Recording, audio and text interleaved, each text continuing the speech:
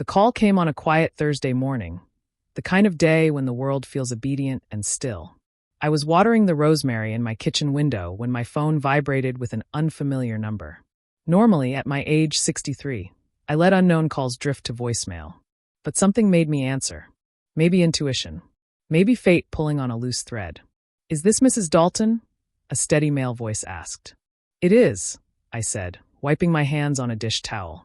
"My name is Kevin Brooks. I'm calling because I'm in the process of purchasing your cabin on Cedar Ridge, and I didn't hear the rest." My heart began to thump, slow but forceful, like it was warning me one beat at a time. "I'm sorry," I interrupted. "Did you say purchasing my cabin?" "Yes, ma'am," he replied. "Your husband, well, ex-husband, technically Michael Dalton, has been handling the sale. Before we finalize the transfer, my attorney suggested we verify the chain of ownership. He said your name appears on the deed." My knees went weak. I gripped the counter to hold myself upright. Michael, my ex of 7 years. A man who once claimed to love me more than sunlight, yet walked out when the storms came. We had shared that cabin for nearly 2 decades. It was our retreat, our sanctuary. And after the divorce, the judge awarded me full ownership. Clear as day. Michael knew that. And now he was trying to sell it. I steadied my voice. "Mr. Brooks, you've been misled. My ex-husband has no legal right to sell that cabin." There was a long pause on the other end. I could hear the faint hum of office air conditioning, the rustle of papers. "I thought something felt off," he said quietly. "That's why I called your attorney directly. What would you like me to do?" My mind raced. Betrayal has a weight to it, thick, metallic, unmistakable. It presses against your ribs and makes your breath come shallow. But beneath the shock, something else rose in me. Not rage. Not yet. Something colder. Sharper. "Mr. Brooks," I said, "please don't confront him. And don't cancel anything. Let everything proceed exactly as it has been. I need to understand the extent of what he's done." Another long silence. Then, "Of course, Mrs. Dalton. I'll cooperate in any way you need." I thanked him, hung up, and stood perfectly still. In the span of one phone call, my morning had cracked open to reveal something rotten beneath its surface. Michael wasn't just meddling. He wasn't just desperate. He was attempting to sell a property worth more than $350,000, my property, without a sliver of legal claim. And if he thought I would let that pass quietly, he had forgotten who I became after he left. I picked up the phone and called my attorney. When he answered, I heard the same disbelief I felt. But his next words carried a seriousness that anchored me to the floor. "Laura," he said, "we may have a much bigger problem than you realize." I pressed the phone tighter to my ear. "What problem?" He exhaled. "Michael hasn't just tried to sell your cabin. He's filed several documents with the county recorder in the past month, and I need you to come into my office immediately." I grabbed my keys. Because whatever this was, it was only the beginning. And something told me the truth would be far uglier than the attempted sale itself. I should tell you who I am before we go any further. My name is Laura Dalton, though I returned to my maiden name, Pierce, after the divorce. 63 years old. Retired school counselor. A woman who's lived enough life to know that sometimes storm clouds don't come with thunder. They come quietly, like the shadow of someone you once trusted. I live alone now, in a modest but comfortable home on the edge of Willow Bend, a town small enough that everyone knows which brand of tea you drink, but respectful enough not to bring it up. My days are slow, intentionally so. I earned that slowness. Gardening, reading, long walks, light conversation with neighbors who love to wave from driveways, but rarely stop for more. It's peaceful. My ex-husband, Michael, was once part of that peace. We married young. Too young, perhaps, and spent almost 30 years building something together. We bought the Cedar Ridge cabin in our mid-40s, when we were still starry-eyed enough to believe that a second home could magically fix what was fraying inside the first. It became our refuge during better years, a place where laughter could breathe. We'd sit on the deck overlooking the pines and imagine our retirement there, surrounded by quiet. But life shifted. When Michael lost his job, he became a different man. Defensive, unpredictable, chasing quick fixes to financial problems rather than addressing their roots. Eventually those impulses grew into secrets. And secrets grew into lies. 7 years ago he walked out, leaving behind an echo of a life that had once felt sturdy. The divorce wasn't brutal, but it wasn't tender either. The judge awarded him the majority of our liquid assets. I asked for one thing, the cabin. He didn't fight me on it. At least not then. I spent the first year after our split learning how to live without his noise, without his needs, without the constant push-pull of someone who never felt grounded. And I rebuilt myself. Slowly. Quietly. Firmly. So when my attorney, Daniel, told me to come in immediately that Thursday morning, I felt a kind of stillness settle over me. Not panic, but readiness. A readiness born from years of learning that peace is something you protect with vigilance. As I drove to his office, I rehearsed questions in my mind. Why would Michael forge documents now? Why target the cabin after all these years? How long had he been planning this? When I walked into the reception area, Daniel came out from his office before I had even signed in. He had a stack of folders in his hands, thick enough to make my stomach knot. He guided me inside, closed the door, and laid everything on the glass table between us. "Laura," he said gently, "I need you to stay calm while I walk you through this." Calm. I'd spent 7 years cultivating calm. But the look in his eyes told me this wasn't something that calm alone could shield me from. He opened the first folder. And the words he spoke next made my skin turn cold. Because Michael hadn't just forged one document. He had created an entire paper trail, one that implied he still co-owned the cabin with me. Before I explain what Daniel revealed, there's something you need to understand about my family. Because betrayal rarely grows in isolation. It takes soil. It takes history. I have 2 children, Emily, 38, and Jacob, 35. Both grown, both living their own lives 2 states away. They were teenagers when our marriage started to show its cracks, old enough to sense tension, but young enough to believe they could fix it. They loved their father in the unconditional way children do, even when he disappointed them with forgotten school events or sudden cancellations. When the divorce happened, they didn't choose sides, but they did gravitate toward stability. And that stability was with me. Michael drifted in and out of their adult lives, appearing when he needed a soft landing or a warm meal, disappearing again when accountability pressed too close. Despite it all, they tried to maintain some connection with him. I never discouraged it. Children deserve their parents, even flawed ones. But they also saw things more clearly over time. They saw how he inflated stories, bent truths, chased risky ventures, always with grand visions that never materialized. They saw the emotional exhaustion I carried. A few months before that Thursday morning, Emily had mentioned during a phone call that their father had been acting strange, asking questions about old assets, old accounts, old paperwork. She thought he was simply nostalgic or reorganizing. I should have paid closer attention. Because when Daniel showed me the forged documents, I realized Michael hadn't made these mistakes impulsively. He had been building toward this. Back in Daniel's office, I stared at photocopies of deeds stamped with dates that never occurred, signatures that mimicked mine but lacked the subtle hesitation I had when signing legal papers. There were false affidavits claiming we had reached a post-divorce verbal agreement to transfer partial ownership back to him. He had even submitted a quitclaim deed with a forged notary signature. It was an entire fabricated ecosystem of lies. And I felt something unfamiliar rise in me. Not anger, not grief, but something colder. A boundary, maybe. A recognition that the man I once loved was now someone I needed to protect myself from. Daniel watched my expression carefully. "I know this is difficult," he said. "But what he's done is serious. Potentially criminal." I nodded, keeping my breathing steady. "I want to understand why," I said softly. Daniel hesitated, then opened a final folder. "This is why." Inside was a copy of a civil lawsuit filed 5 weeks earlier, against me. The suit claimed I had unlawfully taken sole possession of the cabin and demanded the court restore joint ownership. A lawsuit I was never served. A lawsuit that Michael had apparently withdrawn before the hearing, likely because he realized it wouldn't hold. This wasn't desperation. This was strategy. Planning. I leaned back, feeling a sharp ache behind my ribs. My children were right. Michael had been acting strange. But none of us imagined this. Daniel closed the folder and folded his hands. "Laura, we need to decide how you want to handle this." I looked out his office window at the calm stretch of parking lot, and I realized my next move would determine not just the fate of the cabin, but the direction of my entire future. Because I could no longer consider Michael merely a difficult ex. I had to consider him an adversary, one who was already 2 steps ahead. If Michael had succeeded in selling the cabin, he would have walked away with $350,000. maybe more given the current market. That realization struck me harder than any emotional betrayal. Money can be replaced, yes.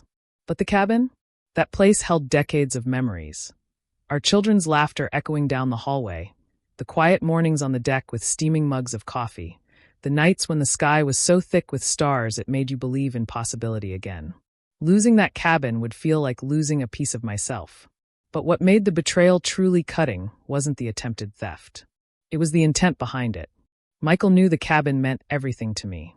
He knew I fought for it in the divorce because it was the one place where I had always felt grounded. He knew taking it from me would strike at my stability, my history, my sense of safety. And he did it anyway. As Daniel and I examined the forged documents, my mind replayed old moments with a bitter kind of clarity. The time he had insisted he would never take anything away from me. The time he had promised, "The cabin will always be yours, Laura." The time I believed him. People talk about betrayal like it's a single moment of rupture. But it's not. It's the unraveling of 1,000 small threads. Threads you never realized were weakening until the fabric in your hands turns to dust. I asked Daniel the question that had been burning in me since I arrived.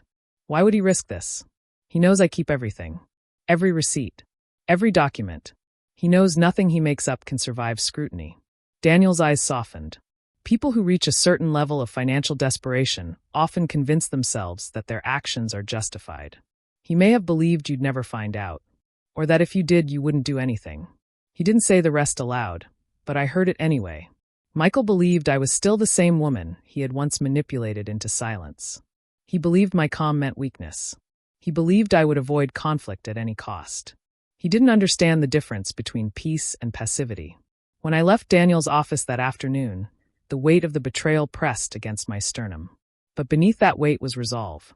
It's a strange thing, the moment you shift from being a passive character in someone else's chaos to the author of your own justice. Something sharpens inside you. Something steady.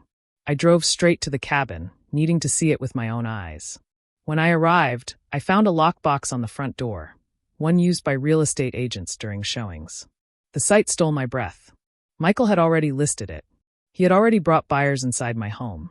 He had already crossed a line that could never be uncrossed. I touched the lockbox with my fingertips, cold metal under warm skin. This wasn't just betrayal. This was provocation. And as I stood there on the porch, the wind moving through the pines in a restless whisper, I realized this story was no longer about the cabin. It was about reclaiming the part of myself that Michael believed he still owned. And the next step would change everything. I've always believed that if you want justice, you don't rush toward fury. You walk calmly toward truth. So I began documenting everything. That evening, I sat at my dining table with a cup of chamomile tea and methodically typed out a timeline. Dates of the forged filings, the buyer's phone call, the lockbox on the cabin door, every suspicious detail Emily and Jacob had mentioned in recent months. I scanned old divorce documents, deed transfers, recorded judgments. I organized everything into folders, digital and physical. By the time I finished, my table looked like a command center. I sent Daniel the complete file. His reply came within minutes. "This is more than enough. Let's proceed carefully." The next day, he filed a formal cease and desist letter to the listing agent and the buyer, pausing the sale until ownership could be confirmed. He also requested an emergency administrative hold with the county recorder's office to prevent any additional documents from being added to the property file. Then we began digging deeper. Daniel subpoenaed the notary whose signature appeared on the forged deed. Within hours, she responded with a sworn statement. She had never met Michael, never notarized anything for him. We traced the forged signatures, mine, his, the notary's. All consistent with digital cut and paste manipulation. Daniel obtained Michael's communication records with the listing agent, revealing emails full of confidence and entitlement. He claimed the cabin was rightfully his, that he and I were resolving paperwork, that a technical delay was holding up the final transfer. It was a carefully constructed delusion. Or deception. Possibly both. But what we uncovered next turned this from fraud into something more calculated. The listing agent willingly forwarded us the signed property disclosure statements. And when I opened them, I froze. Michael had listed several pieces of personal property inside the cabin as included in sale. Items belonging to me. He had even taken photographs of my grandmother's quilt, the rocking chair I restored by hand, the cedar box my father carved before he died. He had photographed my memories as if they were inventory. That was the moment something inside me shifted from shock to something colder than anger. Clarity. But the final piece of evidence came from a direction I didn't expect. Kevin, the buyer who first called me, reached out again. He had more information. Information he said I absolutely needed to hear. We arranged a call that evening. "Mrs. Pierce," he began gently, "your ex-husband told me he needed the sale to close quickly because you were planning to move overseas and wanted no contact with the property. He said you had given him your full blessing." My jaw tightened. "But," Kevin continued, "there was something else. Something I didn't tell you earlier." I held my breath. "He said you were considering signing over power of attorney to him again, just like before." Just like before. The words hit me like a blunt instrument. That was something deeply private, something from years earlier that Michael should never have referenced. I swallowed hard, trying to keep my voice steady. "Thank you, Mr. Brooks. Truly." After we ended the call, I sat in silence for a long time. Michael wasn't just trying to steal the cabin. He was trying to rewrite history, using pieces of my past to justify erasing my future. And he had no idea how much evidence we now had against him. The tide was turning, but the turning point was still to come. There comes a moment when quiet endurance becomes quiet resolve. Mine arrived 3 days after the investigation began. Daniel called while I was pruning my rose bushes. "Laura," he said, "I think it's time we confront him." "Legally?" I asked. "Legally," he confirmed. "And directly." I agreed. But before we took action, I wanted one thing: to face Michael myself. Not to argue, not to rage, but to give him the opportunity to tell the truth. A final chance to choose integrity before the law chose for him. I invited him to meet me at a cafe halfway between our towns. He arrived 10 minutes late, wearing a jacket too new and a smile too polished. He hugged me as though we were old friends meeting by chance. I didn't hug back. We sat. He ordered black coffee.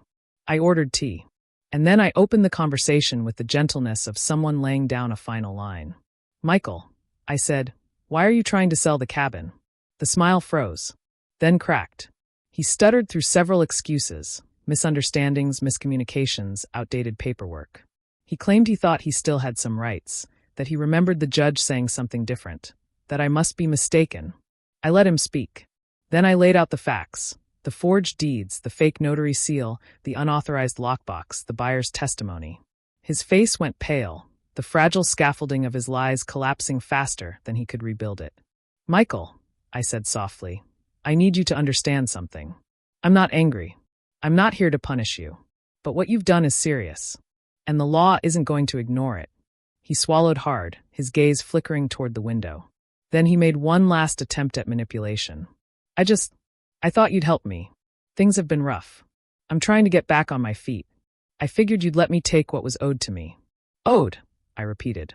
The word felt foreign coming from him. I leaned forward. My voice stayed gentle but firm. "Nothing is owed to you, Michael. Not anymore. The cabin is mine. And you tried to steal it. That's the truth." His eyes hardened, not with remorse but resentment. And in that moment, I saw the man he had become. Or perhaps the man he had always been. The turning point wasn't dramatic. It didn't need to be. It was simply this. I realized that protecting myself meant no longer protecting him. When I left the cafe, I felt strangely lighter, because I knew exactly what I needed to do next. I called Daniel. "It's time."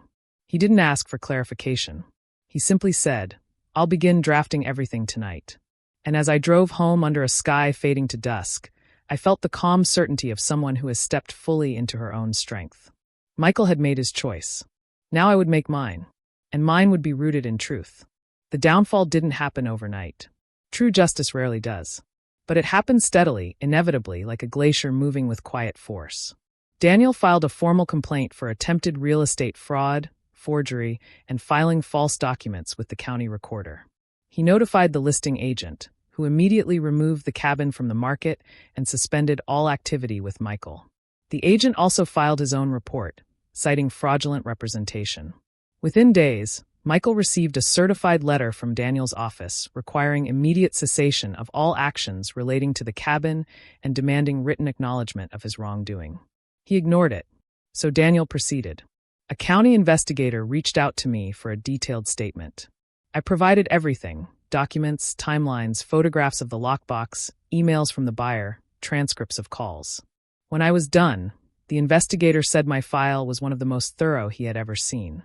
Then the consequences began to converge. First, the forged notary documents triggered a separate inquiry. Then the county's fraud division opened a case to review every filing Michael had submitted. Then the civil court issued notice for a hearing regarding his withdrawn lawsuit. The weight of his actions was beginning to press down on him from every direction. But what truly led to his downfall wasn't my legal action. It was his own silence. When investigators requested interviews, he declined. When asked for evidence of our verbal agreement, he produced nothing. When confronted with the notary's sworn statement, he claimed she must be mistaken. Each refusal, each evasive answer, each inconsistency was a stone placed on the scale against him. Only a few weeks later, the county issued a formal finding. Michael had deliberately attempted to falsify ownership transfer of property he did not own. He was fined, placed under investigation for further fraudulent activity, and warned that any additional attempt would result in criminal prosecution. His credit was impacted. His professional license, already hanging by a thread, was suspended pending review. His world, carefully stitched with delusion and desperation, began to unravel quietly. And he knew I was the one who initiated it. One evening, he left a voicemail. "I hope you're happy," he said, his voice strained. "You've ruined me. Everything I've tried to build, you destroyed it." I deleted the message, because the truth was simpler than he wanted it to be. He ruined himself. All I did was shine light on the damage. But the final consequence came from somewhere I didn't expect, from the buyer, Kevin. He filed a separate claim against Michael for misrepresentation, seeking reimbursement for appraisal fees and legal costs. Another stone on the scale. By the end of the semester, Michael had lost nearly everything he had attempted to gain. I didn't celebrate. I didn't boast. I didn't even feel triumphant. I felt resolved. Justice, when done correctly, doesn't leave scorch marks. It simply restores balance. And now the balance was beginning to settle back into place. But even justice has an aftermath. When the dust finally settled, I returned to the cabin alone. I hadn't been back since discovering the lockbox, and something inside me needed closure. Physical, tangible closure. The air smelled of pine and damp earth. The porch boards creaked under my weight the same way they had when the children were young. I unlocked the door and stepped inside, bracing myself for some invisible wound. But the cabin felt untouched. Still, loyal. I walked from room to room, trailing my hand across the familiar textures. The cool stone of the fireplace, the knotty pine walls, the quilt my grandmother sewed. The silence wasn't empty. It was restful. For years, this cabin had represented safety. Then it became a battleground. Now, standing there in the soft afternoon light, I realized it had become something else entirely. A testament to endurance. A testament to boundaries. A testament to the life I built after losing one. I spent the night there, my first night in months. I made tea on the old stove, curled up in the armchair by the window, and watched the sun disappear behind the ridge. I felt my heartbeat settle into a rhythm I hadn't felt since before the divorce. Peace. Not the fragile peace that trembles at the hint of conflict. The kind that comes after standing firm. The next morning, Emily called. She had heard through mutual connections about Michael's investigation. "Mom, how are you holding up?" "I'm all right," I told her. And I meant it. She hesitated. "Dad said you were cruel. That you targeted him." I sighed softly. "Sweetheart, your father is hurting. But the consequences he's facing aren't mine. They're his." There was a long silence, then a quiet exhale of understanding. "Good," she whispered. "You deserve better than what he tried to do." Jacob called later that evening with a similar sentiment. And for the first time, I allowed myself to absorb their support without deflection. Yes, I had deserved better. And I had finally given myself better.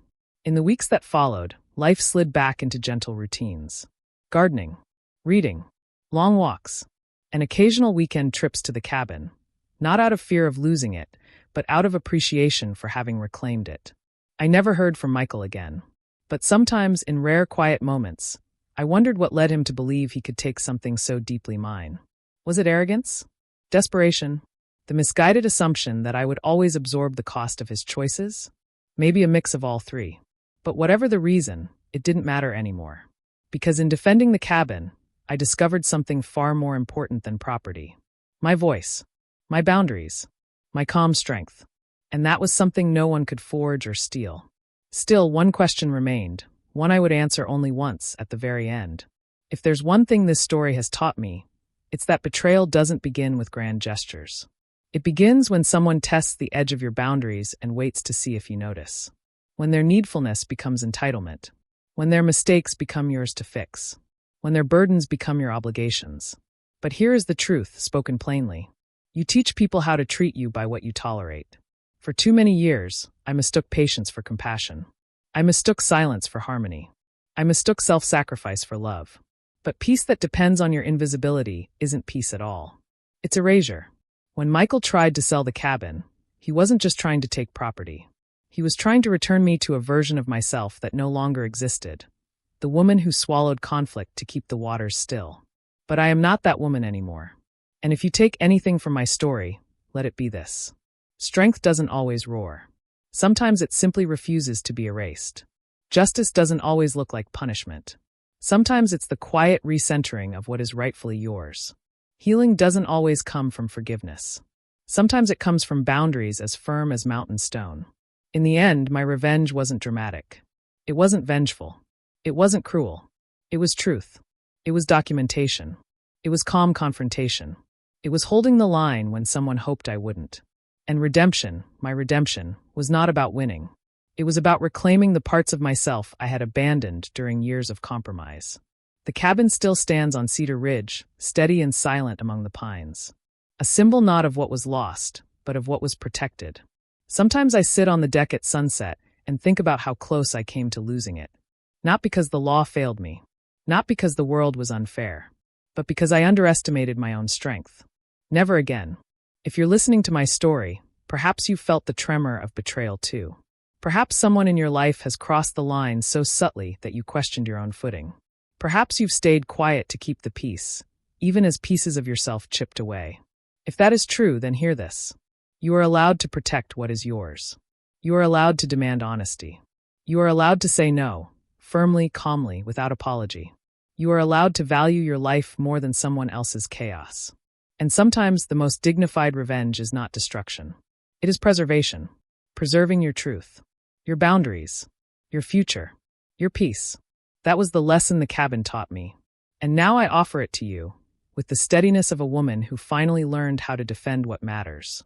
My ex tried to sell our $350,000 cabin. But what he really did was remind me of my strength.